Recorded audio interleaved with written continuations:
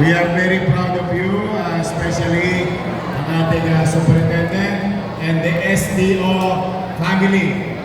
Ang inyong mga principal, guro, and coaches. Especially, of course, your teachers and parents. Kami ni Vice Mayor at sa po ng inyong mga konsihal ay in full support of this type of activities. In fact, may extra pa tayong activities sa December 3. Oy, mas excited din ako dahil yung mga estudyante ng pampublikong paaralan at private school nagkakasama-sama, nagpo-competition or what you call healthy competition. But one thing is common. Lahat kayo ay batang Maynila. And you are going to represent the capital.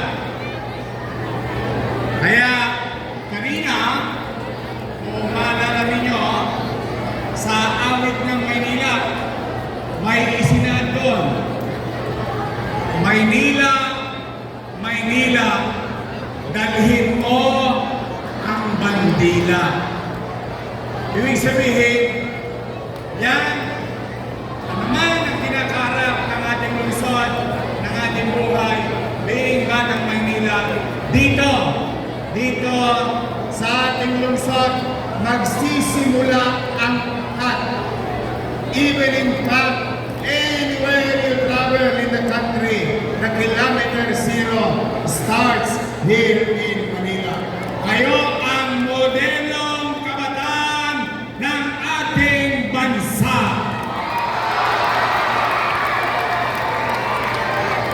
Kaya sana galingan niyo lahat. I'm proud of you, I'm proud of Batang Manila dahil meron akong isi-share sa inyo. Recently, leapfrog or exponentially we grew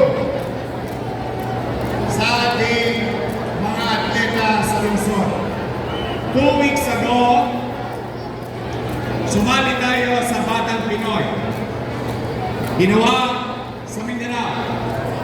Last year, ang Maynila nagpadala ng delegado. Ang 2024 medal achievement natin ay 1. Sad to say, 2024, isa lang ang gold medal na naiuwi natin pabalik sa ating siyudad. But last week, 2025, with the new leadership of our department, Dave Evangelista, and the team of the city government, we've sent again mga batang Maynila na atleta from 84th place. Remember, from 84th place ang Maynila noong 2024 from 1 gold medal in 2024. This year, ang mga batang Maynila ay nagkamit ng 40 plus gold medal sa ating palaro sa bansa. From 84th place, we are now number 3 in the Philippines. In a short period of time. Ibig sabihin, mga batang Maynila, continue to inspire your teammates, to the coaches, continue to guide our athlete dahil nakikita ko,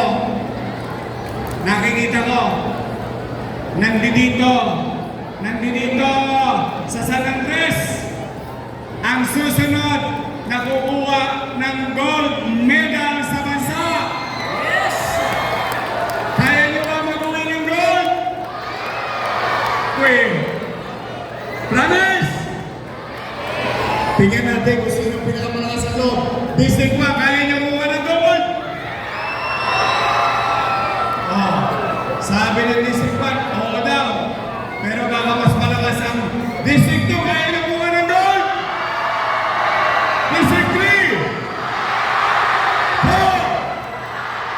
5, 6, let's go! See? Walang imposible. Galingan mo lang. Excel from your field of undertakings. Focus. Stay away from toxic people. They will steal your dream. Focus lang sa skills. Focus sa pakikinig sa coach.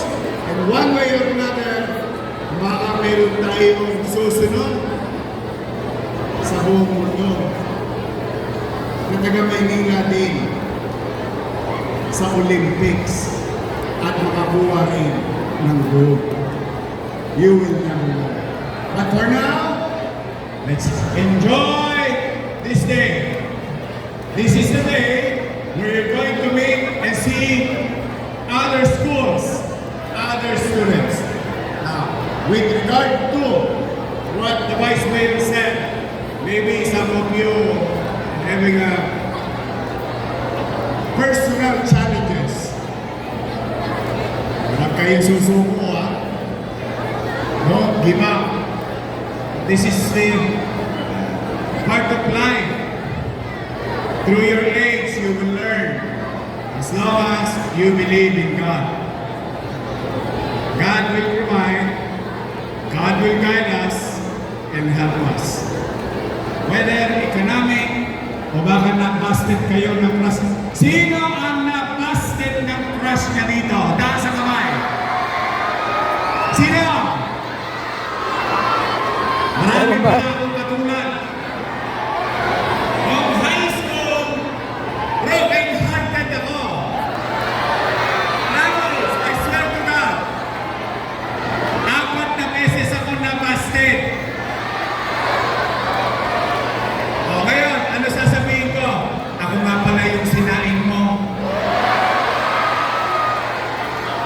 See, that's why this loneliness, so-called loneliness and emotional challenges will lilipas yan.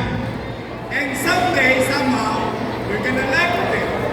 Kapag tatawanan mo na lang ang sarili mo, ang araw kailangan bumili ng wela. Tanong nyo sa teacher nyo, saka sa principal nyo kung ano yung wela. Gel yun. May 50 centavos sa share. Ang bawang ko lang piso. Dahil gusto ko lang makita ng flash ko. Nakadiretso ang buhok ko. Still, busted pa rin ako. But that is right. That's why gusto ko lang diinan yung sinabi ni Vice Mayor. Mga bata ngayon medyo humihina ang katingnan namin. Wag! Tomorrow is another day. Tomorrow, the sun will shine. And I want you to open your eyes and see the eastern board of the country. That sun will shine again in your life. Kaya sa inyong lahat, galingan nyo mga bata. Kami, kahit hirap na hirap tayo bilang syudad. May awa ang Diyos, gawin ng Diyos. Gagalingan namin, magbubuti kami, magiging efficient kami, makakaraos tayo, makakatawid tayo. But for the meantime, ito ang challenge ko sa inyo. Pwede nyo ba akong bigyan ng goal? Sa regional level? Sa country level? Yes! Promise? Pag binigyan ninyo ako, bibigyan ko rin kayo ng sorpresa. Yes! Wala pa isang malakas na palakpakan na may kasamang hilangan dyan!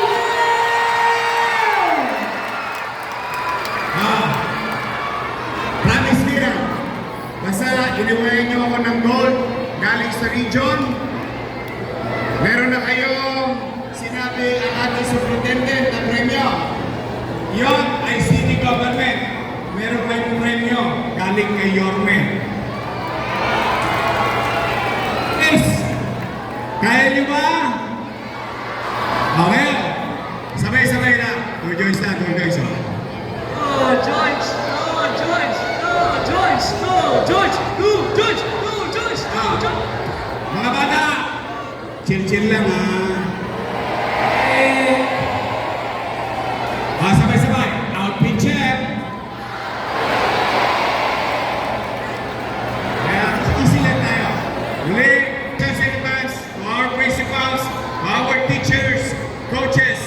I wish you all the best and I hope that God will continue to guide each and every one of you. Maraming salamat.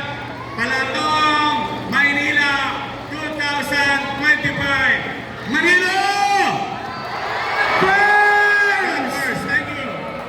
There you have it, ladies and gentlemen, our Manila Vice Mayor Chia Pienza and our Manila Mayor Isko Moreno, Yorme Domagoso!